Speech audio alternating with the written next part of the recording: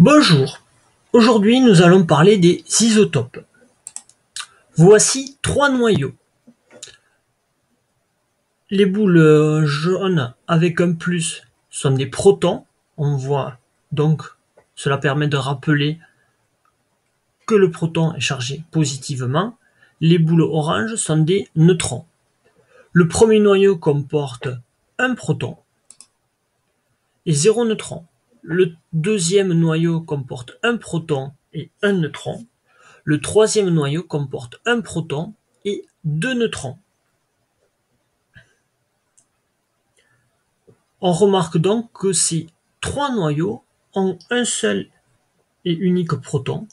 On peut donc dire que les atomes correspondants ont le même numéro atomique Z égal à 1.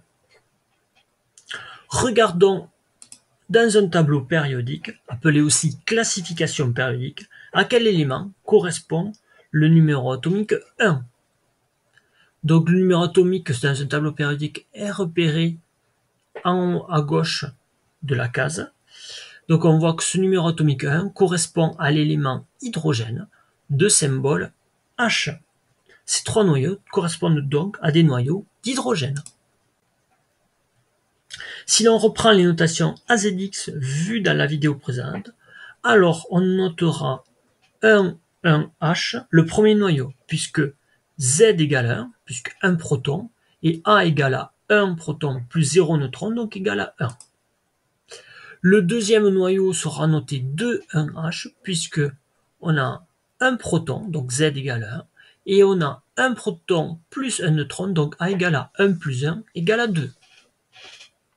Le troisième noyau sera noté 3,1H, puisqu'il a un proton, donc Z égale 1. Il a 2 neutrons et un proton, donc A égale 2 plus 1, 3 nucléons.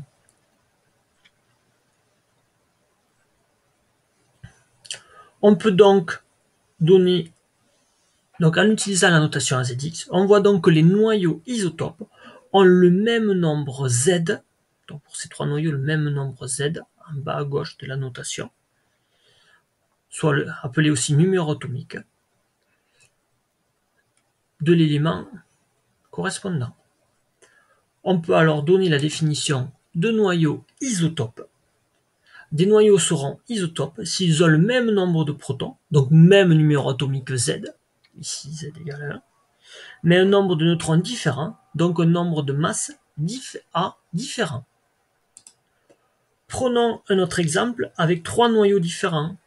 À l'aide de la légende, on compte 4 protons et 5 neutrons pour le premier noyau. Donc 4 protons, 1, 2, 3, 4, et 1, 2, 3, 4, 5 neutrons. Pour le deuxième noyau, on comptera 4 protons et 4 neutrons. Et pour le troisième noyau, on comptera 1, 2, 3, 4 et 1, 2, 3, 4, 5 protons. La notation AZX correspondante pour le premier noyau est 9, 4, X. Pourquoi 4? Puisqu'on a 4 protons. Pourquoi 9? Puisqu'on a 4 protons plus 5 neutrons, donc ce qui fait 9 nucléons. Et on notera X éléments, puisqu'on ne connaît pas pour l'instant le symbole chimique. On verra plus tard avec la classification périodique.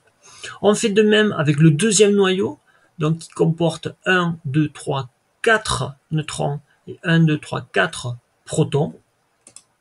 Donc la notation AZX correspondante sera 8, 4X, puisque Z égale à 4, 4 protons, et 4 plus 4, 8. 4 protons plus 4 neutrons, donc 8 nucléons, dans 8, 4X. Le troisième noyau sera noté 9, 5X, puisqu'il a 4 protons, et il a 5 protons, et 4 neutrons, donc 9 nucléons.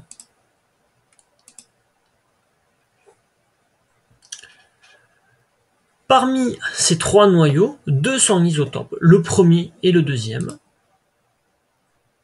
Alors, d'abord, nous allons donner les notations des noyaux. Donc, le premier noyau a 4 protons, donc ce qui correspond ici dans le tableau périodique, Z égale à 4 correspond à l'élément beryllium. Le deuxième noyau qui a aussi 4 protons dont Z égale à 4, correspond aussi à l'élément beryllium. Le troisième noyau, qui a 5 protons dont Z égale à 5, correspond à l'élément bore. D'où les notations suivantes des noyaux. 9,4Be pour le premier noyau, 8,4Be pour le deuxième noyau, 9,5B pour le troisième noyau. On remarque que parmi ces trois noyaux, les deux premiers sont isotopes. Pourquoi sont-ils isotopes? Puisque Z égale à 4 pour les deux premiers noyaux. On voit aussi que deux noyaux isotopes ont le même symbole chimique, ici le beryllium, Be. En revanche, le troisième noyau n'est pas isotope du premier, même si on remarque qu'ils ont le même nombre de masses A, mais ils n'ont pas le même nombre de protons. Et on voit que le symbole chimique du premier noyau et du troisième noyau sont différents. On a un noyau de beryllium pour le premier noyau, et on a un noyau de bore pour le troisième noyau.